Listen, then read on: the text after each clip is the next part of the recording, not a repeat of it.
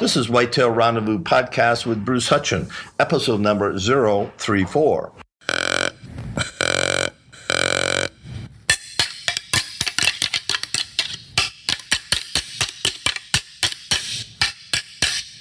Welcome to Whitetail Rendezvous Podcast, where it is all about whitetail deer hunting tips, techniques, and the stories so you can become a more successful whitetail deer hunter. And now your host, Bruce Hutchin. It's a privilege to head back to Wisconsin and connect with my good buddy and friend, Dick Rogers.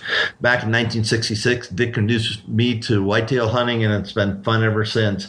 Dick did grow up along the Bearable River on a family farm, and where he hunted and fished and brought home some grouse and quail and some other game so the family could have a meal. Then he headed over to University of Wisconsin State College. Now it's called the University, where he did a lot of short track running. And if nobody knows what that is, that's a precursor to get you on the NASCAR track. Speaking of NASCAR, he was close friends with NASCAR notables Alan Kowicki, Dick Trickle, Davey Marcus, and a lot more.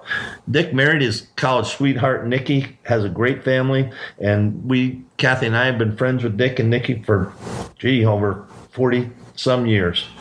Anyway, Dick and I are looking forward to joining up at the Bunk house on the Bearable River come fall and chasing those wily whitetails. Hey, everybody out there in Whitetail Rendezvous land. I'm sitting here with Bob Rourke, my partner, and Dick Rogers. And if you've been to the Whitetail Rendezvous site on Facebook, you see a guy that's a young man, probably in his 20s, plaid jacket, looking at a nice little whitetail. That gentleman, Dick Rogers, is sitting here. The story behind that deer and a couple other deer you see on the page is simply that I was working for Dick at his bar, the library, in La Crosse, Wisconsin. Both Dick and I were attending what they called back there Crosse State College, which later became University of Wisconsin La Crosse. Anyway, Dick had a bar. I needed a job, so I went to work. And along the way, he said, "What do you do for Thanksgiving?" I was from New York, so here's some funny accent. Please forgive me. But anyway, I said, "I'm not going home for Thanksgiving." He said, "Why don't you come out to the farm, family farm?" And he said, "You need a shotgun or a 30-30. So I said, "Okay, how much is that going to cost?" $50 for a shotgun, plugs, boots, hat, and jacket. So off we went to Union Center, Wisconsin. So Dick Rogers, why don't you introduce yourself and tell some stories. Thank you, Bruce. Yeah, my name is Dick Rogers, and I met Bruce, I think, in 1966 when I was the operator of a college beer bar. Bruce was a hard worker, and I took a liking to him. And being from New York, I'd introduce him to some rural Wisconsin. I grew up on a farm about 60 miles from the cross. We went down one weekend just to do some squirrel hunting and shoot 20 trees, 410s, whatever we had, bagged a few squirrels. And I saw that Bruce was really into it, so I invited him down for deer hunting also. And it's kind of strange because I know this is all about whitetails. This goes back to the mid-'60s, and if you see the deer in the picture, they're very small racks. But those were good racks for back in those days. Because in central Wisconsin, we didn't have whitetail until probably the late 50s or early 60s. I don't ever recall seeing a deer on our family farm, probably 50 or 60 years old. We always went north, up to northern Wisconsin, in the state forest and national forest deer. Well, all of a sudden, deer started running, coming down to central Wisconsin, and of course now it's probably the dreaming place to hunt deer in the central area. So, would you agree, Bruce? I certainly would agree, and so Dick and I left, closed the bar up on, I guess it was Friday night, and headed to Union Center. And was that when we first went to, you were playing at Wisconsin also, that was a different one?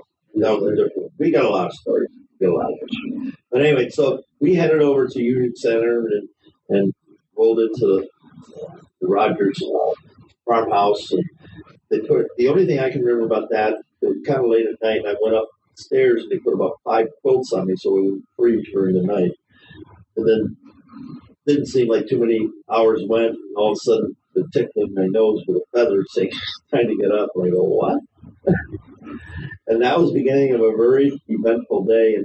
And you got to remember, or have to think about Wisconsin ridges with crops along the ridges, and then the side hills have hard timber, and then the bottoms are creeks or more hay fields. So it's just rolling hills. Really a fun place to go. So we got to the farm, and they said, okay, here's what we're going to do. And we started taking stands and having guys drive deer. It's a totally different story. How we hunted deer back then. It was mostly just driving, just pushing deer all day long. We went through swamps. Bearable River is pretty close to there, so many times we came out. We didn't have waders. We had little knee boots, and that was about it. So we'd be wet at the end of the day, but I was 19 years old having a ball, so I didn't really care. And I'll let Dick share a couple of first day hunting stories. Well, to back up a little bit, we woke Bruce up with the particular nose. He said, yeah, it was pretty tricky. I think, the bars posted too. And of course, we were at the bars till then. And then we get up to go hunting at 5. So he didn't have a lot of time. But anyway, so we went up on the farm, and our farm happened to be 160 acres. Pretty much the farm buildings were all in the north end, and the acreage ran. The 160 acres ran south up there. So, like Bruce said, we would just pretty much drive everything. And back in those days, it wasn't always just driving, walking by driving. It really plays a vehicle for drivers. So we'd be hanging out the windows and shooting from them occasionally. That's the one picture that was there of the person rooting through a truck in the background. My brother-in-law had a 57 Cadillac Coupe de Ville or whatever it was, and we were going through this field, and this buck started running across front of it. They hollered at him to stop, and being hard of hearing, he didn't hear me to stop. And then we were driving further, chasing the store. What was nice about the rolling hills there, the bucks would go, they'd run across the field, open fields into a valley or somewhere. So we knew where they were going. It's just a matter of heading along.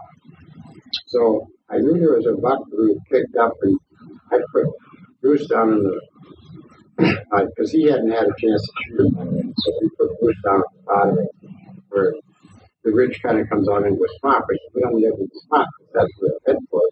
I was up above in the hill watching him. Sure enough, here comes the buck. I hollered at Bruce, he's coming, he's coming. All of a sudden, Buck got about 20 yards away, and I heard it, boom, boom, boom, boom, boom. And he just kept shooting. Back then, we didn't have to put plugs in the shotgun, so we must have 6 shots in there. And so Bruce made hamburger for us that night on that 4 o'clock. I kept calling him, stop, you got him, you got him. This is his first experience, and he's gone on to be a worldwide hunter ever since. Is that right, Bruce? I've enjoyed it, and that was the end of the story. We never, we're talking 160 acres, and if you see me in the pickup truck on the side, I think there's 5 or 6 bucks there, and that was just one day hunt on 160 acres. So deer were coming into that country. But the biggest thing that I thought of is that it was a tradition. It was a whole family affair, cousins, brother-in-laws, and his brother-in-law Harry and neighbors. I mean, those were the days when we had a 160-acre farm, but we probably hunted 500 acres. Because the neighbors would say, "Yeah, come on over, let's go hunting." Nowadays, it's posted deer. A guy owns 40 acres there, 100 acres there. You have to be careful where you hunt. Back in those days, it was wide open. We just hunted. Remember that? We run anywhere we wanted to hunt. So. Yeah, because the other thing I remember was the next day we dropped down into Bearable River, and there was a farm. What's the guy's name? Dick? Is it Butler's farm, and he sat on a ridge above the river. But the way we drove the deer, they put all the neophytes down in the river bottoms, and that's where it got wet, and the bud was there, and we pushed the deer out, and the guys lived in the area knew where the deer were going to come out of river bottom and go up into the hills and across the fields. And so, you'd be pushing just grass and tag holders and stuff like that. And all of a sudden you'd hear bang, bang, bang, bang. And you wouldn't get there for another 45 minutes. And there'd be all the deer, and you never saw a deer. And I'm going, what is this about? But yeah, you had to pay your dues. But the most fun, deer hunting's fun, but the most fun, because we were aged, we probably only got a couple of hours sleep each day. You go out and have fun in the woods, and then you go out and tell stories all night. And I remember that because coming from New York, I didn't have a big family group that did these types of things. So it was a remarkable experience, certainly for me. So are you still hunting? Yes, still hunting. 72 and strong. Hunting pretty much in the same area, although the family farmers were sold, so we no longer are able to hunt there. But my brother-in-law, sister, brother-in-law, and nephew own about 1,000 acres. It's probably 12 to 15 miles from where the family farm was. And we still hunt there. We hunted there, in fact, probably the last 40 years, right, Bruce? Pretty much. And I started hunting back there every fall, probably when I retired, 3 or 4 years ago. I think back in the 70s, so we used to hunt. My sister had a typical farm. And I recall the one time when we all had, back in those days, although season opened Saturday morning, for some reason, we always, someone managed to pop a door or something on a Friday night, so we had Saturday morning. I'm not going to say who it was. It wasn't me. But anyway, so my sister would always have a big barbecue for Saturday of opening day meal at the farmhouse. Remember that time we all walked out after dinner, and a couple of deer ran across the ridge, and there must have been about 200 pieces of lead flying at those 2 deer, because everybody just opened up on them. Of course, they were half a mile away. But that's something I'll never forget. It sounded like a war going on. But those are the same areas we still hunt. Now we have, sand, some permanent, some temporary. And back in those days, we didn't have sand. It was all ground high. Drive with your drive. Had standers and drivers, different type of hunting. Get your stand away. Although we do some driving, not like it used to be, because the property is all, divided up now by no hunting and most of the areas versus back in the day, we did some 1,000 acres, 2,000 acres. Keep walking. Has the deer population increased or decreased? Increased. Tremendously, yeah.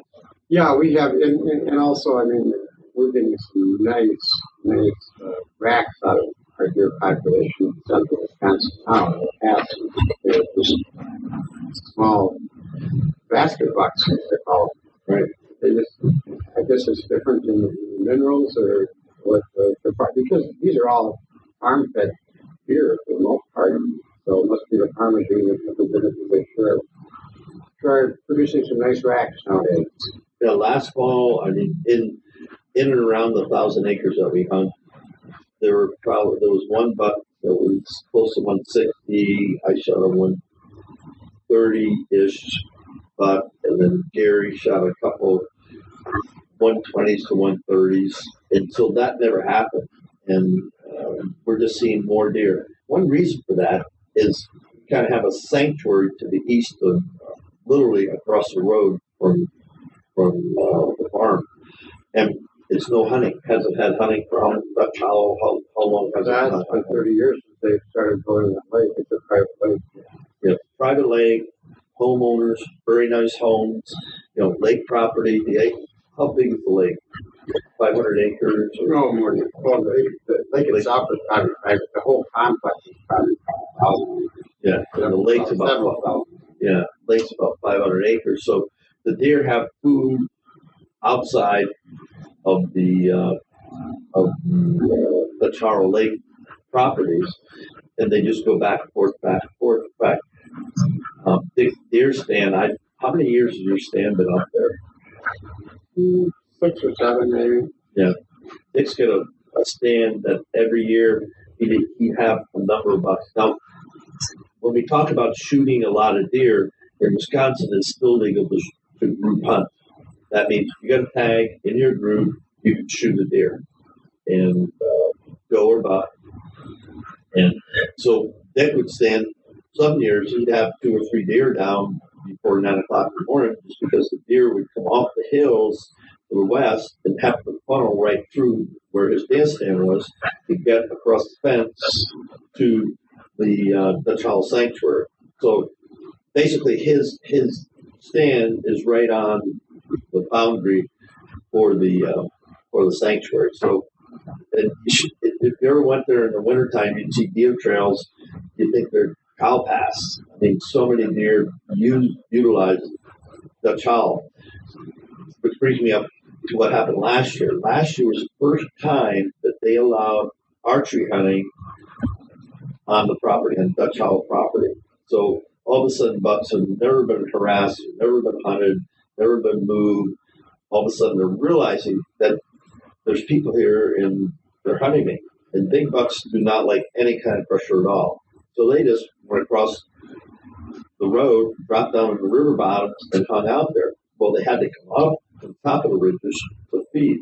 So all of a sudden, we're seeing bucks. I mean, you go in there, and yes, you can spot deer at night. No guns in the car, but it's legal to spot them. And we'd see nice bucks in the cornfield or on the alfalfa or whatever. And we go, whoa, where are these big bucks coming from? And what happened last year, simply the bucks that were chased off Dutch Hollow did not go back to Dutch Hollow. They stayed on our ground, and we shot some wonderful deer. And we just hope that they allow that archery hunt next year, because it will keep pushing deer, onto our property and the neighbor's property. For the folks that are out there that either are starting or would like to start, what's the best advice you could give them about deer hunting? Well, the best advice, I would guess, starting out with a young person or people who just have not hunted? Somebody that hadn't hunted before. Well, all right. The first thing, of course, is take gun safety, because guns kill people as well as animals, usually by accident. So, on gun safety courses, and get familiar with the weapon that you plan on using. I know we typically only hunt once a year for a couple of weeks, but it's something that's like driving a car. If you don't drive a car for 10 or 11 months, you kind of forget, how far you're supposed to turn the steering wheel or what have you. And having a history of being a race car driver, I did that for a few years too. The first race in the spring were always a little difficult because we had been in a race for the last 10 years. But anyway, so get used to that. Go to a firing range, get used to it, and it's your buddy. If you want to be successful hunting, it's between you and the animal and the gun you're killing it. But I would say find a place that has a lot of deer population, so you have an opportunity to see deer and see them in there. I have learned more. I was never a bow hunter until the last couple of years. I'm 72 years old, and I've probably learned more about deer in the last few years than for the rest of my life, because I was in the woods, quiet, and close to them, versus shooting a deer 100 yards away. And I think it's important to get in the woods, get in the stand, and just view them, read. There's some great, fantastic articles and videos on hunting.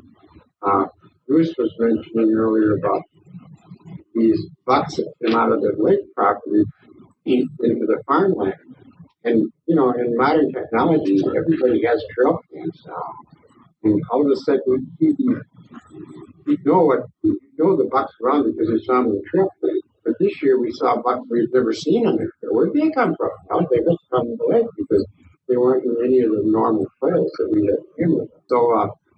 So we assume that they're from the lake. We hope they stick around. But for the beginner, just enjoy nature. There's nothing like being out in the fresh air and seeing, wild animals and having an opportunity to be smarter than they are. What's the first bow you started out with? I started out with the PSC, the crossbow, because I never hunted before. My son, Bruce, I guess he had a crossbow down, but I took the time for it. I wasn't into sitting there all day waiting for it. As you get older, you appreciate things a little more. And now I don't mind sitting there. That's pretty. What's the one piece of equipment that you always take to the field that you would go down? Knife, big knife. I mean, not only if you kill a deer, you have field dressing, but I mean, a knife is for getting a jammed gun, fell out of a jammed gun, cutting a rope, and cutting the safety line, or whatever. I don't know. Being a kid growing up on a farm, I always had a knife. And even to this day, I have a jackknife in my pocket right now. And it was difficult, but I had to carry on baggage. And responsibility, just always have it. It's just a habit from being a farm kid. Farm kids always had that. Bruce, you got any words of wisdom? Well, since you've been hunting, Dick's had to own a couple of cabins in Wisconsin on lakes and everything. And about a couple of years ago, his cabin down close to Milwaukee got sold. So we were looking for a new location. So kind of wanted to be near, the farm along the Baraboo River. And so, fortunately, Dick's going to have to straighten me out with the family lineage here, but his brother-in-law or cousin, my brother-in-law's daughter, my sister's, my niece's husband. Yeah, okay, you got that. His niece owns this wonderful, wonderful shed, actually 2 sheds, they're storage sheds. But he also had done some contracting and did a little, just finished out 2 bunk rooms, bathroom, shower, kitchen, and then put a wood stove outside in the warehouse. So they, made a deal with him and turned it into a bunkhouse. And so now every fall we can drive our trucks in and out. We got our snowmobiles there. We got boats there. I mean, we got all the ATVs. We got all the toys sitting in a warehouse, but we also have where we live. There's 4 bunks in there. There's 8 bunks in there. And this is where hunting gets really fun. And this is the part of hunting that, as they got older, I'm 69 years old now, that I really enjoy because, we get up in the morning, get going, hunting, go back, shower, make sure our gear's put away, but then we can sit, have a beverage, have a beer, whatever. We get the wood stove going, and it might be 20 degrees out, it might be snowing out, it might be 10 degrees, whatever, but there we are warm in this location, and we just sit and talk about stuff we're talking about right now, and telling stories. And we got grandkids that show up there, we got kids that show up there, kids' friends that show up there, and then we got a little shrine for the packer, there's a packer country there, and we call it the bunkhouse. Where we just go there and just share life, and that's the part of bow hunting or whitetail hunting that's really more meaningful to me now than putting a big buck on the ground. Yeah, I like to do that. But even more than that, it's going, we have a place called the Fishies. What's the one on the river? The River Mill. Yeah, the River Mill. And then we've got a classic place in town called Waniwa. Tell them about our friend at the bakery. Oh, we have a friend at the bakery.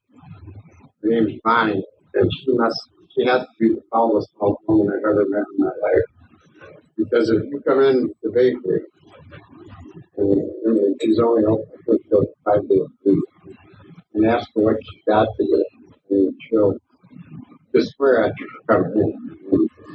And then she'll explain in so many 4 to 7 letter words what kind of stuff she has inside of her donuts and stuff, Long John. And oh yeah, it's quite. I mean, when you get these rural areas, I'm sure every state has the same. There's certain eccentric things about it, and I guess when you want Chicago, pretty much German, Irish, Bohemian type descendants. And, it was always a rural farming community. There's nothing there now. There's a bakery and a beauty salon, about 3 cabins, and no other stores. Hardware stores gone, grocery stores gone. The churches, in small towns in Wisconsin, heads throughout the rural areas. So anywhere from 3 to 5 miles apart, and there's a little town everywhere. 3.5 hours, but there's always a big bars. Usually have, if you want to go in for a bowl of soup and a hamburger, they all have soup food. It was just fun. It's very rural. And like we said, our bunkhouse is a great place to be. You can hunt for 4 or 5 hours in the morning, come over there and fix lunch, some venison, salami, and cheese, and crackers, and go back out through that Huntsville Park, and then we can either eat at the bunkhouse or we have a price of several restaurants. I think sitting here and listening to you guys talk, we all have had somebody that was instrumental in starting us down the trail that we did. The great stories, the good memories, watch the years drop by or drop off. As you get back together, and in particular, your good friends always seem to remember some of the stories that you may have conveniently forgotten of some of the problems or challenges in the field or some of the silly things you might have done. But the things that I see most is paying on to the folks that got you started. That's a big deal. Mm-hmm. Yeah, and that's part of what it is. I mean, Dick Rogers, he invited me to Long Island, New York, to come on out to the farm. And if you heard episode 001, you heard me talk about Otto Knight and Harry Shearer. Harry had hunted the West, and I'm going, hunted the West? And here I am, shot my first whitetail, and he's telling me a story of mule deer and elk and antelope. Oh, yeah. You got to go out there and, see for miles, ride for miles, and there's a lot of game out there, and, you just got to get there. And there's mountains. The mountains were little. I didn't know what mountains were, but he set a seed. Dick certainly opened the door and said, go get it. And Harry, gave me some ideas I didn't even know exist. Yeah, I had read, Field and Stream, Outdoor Life, read a lot of Jack O'Connor books, so you think about it, but until you sit down and have a beer and eat some barbecue with a guy that's been out there, it took with me.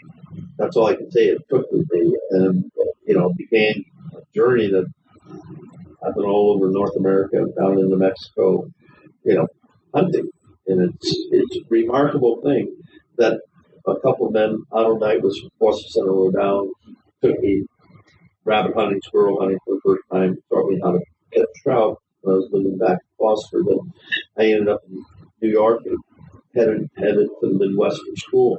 But I'm thankful for those guys that being in my life. If they hadn't invited me, I don't know if I ever would have started hunting. Probably would have, but not with the ability to go back 1966 to 2015. I don't know, some 49 years, I think. Yeah. 49 years. Dick and I have been friends. Our wives are college mates from the same university. So, and then his kids are growing up. My kids are growing up. And it's the legacy of hunting. And people sometimes miss that. And I certainly don't. It's this judge my life. I don't miss that. And as evidenced by Dick and Nikki flew out from Milwaukee to spend a few days with us this winter. We were sitting in Colorado Springs, Colorado, my home, with our good friend Bob Rohr. So, Bob, how did you get started hunting? I was a Navy brat, and we moved a lot, so I didn't really hunt much. My father was a fisherman, not much of a hunter. But I was introduced to whitetail hunting in the mountains around Winchester, Tennessee by Clarence's Woodard Ackland. I was lucky enough to work at a fish camp that they had on Woods Reservoir. It's a perfect thing. I was there at 15. I'd work there in the summers, dipping in those and washing my boats and making sandwiches and fishing every morning or every afternoon. And they invited me to go whitetail hunting up on Carter's Mountain, so they called it. And it was a big deal. Everybody got ready. Everybody got packed up. Clarence had taken and refitted an old school bus to go camper. And it was a great shape, but no insulation whatsoever. So I can remember bouncing up the old rock roads, and there was a whole long line of vehicles. Everybody went up to the top of the it was a travail. Vehicles broke, Jeeps broke, buses broke, and we pulled off. And everybody would scout, everybody did stands, and there were draws that went on forever. Deer population wasn't enormous. Deer weren't very big, but I can remember Clarence was a big man, but he could move through the woods like nobody's business. And so he got me started whitetail back when I was 15 or 16 in the mountains of Tennessee. So credit to Clarence and Woodard for getting me on. That sounds great. And I think it's very important Bruce brought it up and you two about the legacy of, I think it's important that our children and friends should bring their children into this, to preserve nature. I mean, we have a beautiful country. There's a certain amount of preservation that goes along with something that includes the natural beauty as well as the natural animals. As I'm sure none of us appreciate poetry, they're out there for everyone who can sing it. But the legacy, and I think in today's modern age, there's so much going on with technology. People sitting in front of their computer, people hanging out on their phones, and laptops, and everything. Put your butt out of, go take a hike up in the mountains, or go take a hike and enjoy what the world is all about. And I think we need more of that taught by our children, their kids, our grandkids, to really enjoy nature along with that if we have. Well, there's probably not anybody more interested in wildlife conservation than the hunters that are looking for game hunt. True. Nobody's more interested in keeping the deer population healthy and well-regulated. Like many, I don't know who said it, I heard it years ago, said all the fun stops after the shooting. Right. And that's when you have to haul it out and clean it and do all that stuff. And I think there's a lot of character to be gleaned in hauling out a quarter over hill and dale. Or I don't think there's going to be very many folks that have ever killed an animal that are going to be unaware of the lethality of the weapon they're using. You look at a dead critter, it had a really good cause and effect to them, so I don't really think there's going to be much of that going on. But, it's the tradition and memory. I can recall most of the people and even the views of hunting years ago. So it's good stuff. And I think the kids benefit greatly by the wisdom passed on. Some of the wisdom's a little better than others. And I think some of the wisdom varies after a year or two. But I think it's very useful for the kids to get out and I think for here, you'd like to think for when you're listening to this that there's a nugget or two, or it'll stimulate you to go and find a kid out there that might have an interest. I can remember watching American Sportsman because that was pretty much it on TV in the day. And the camaraderie and the places they got to go and the animals they got to see. So I think that's kind of lacking. Hey, everybody, I want to really thank Dick Rogers for spending some time with us today and just sharing where he grew up and the opportunity he opened up to me along the Bear River in central Wisconsin. And literally, I wouldn't be sitting here talking to you today at Whitetail Rendezvous without Dick Rogers. So thanks, Dick. You're welcome, Bruce. Enjoyed many fine hunts with you and looking forward to many more. As your host at Whitetail Rendezvous, I want to thank each and every one of you for spending your time with us today. I look forward to sharing with you in the next episode more whitetail hunting tips, techniques, and stories. Until then, keep the sun at your back, the wind in your face, and always be patient. If you have any tips, comments, or suggestions, or what we can do to improve, because we're here to serve you, let us know. Thanks for listening to Whitetail Rendezvous Podcast at www.whitetailrendezvous.com.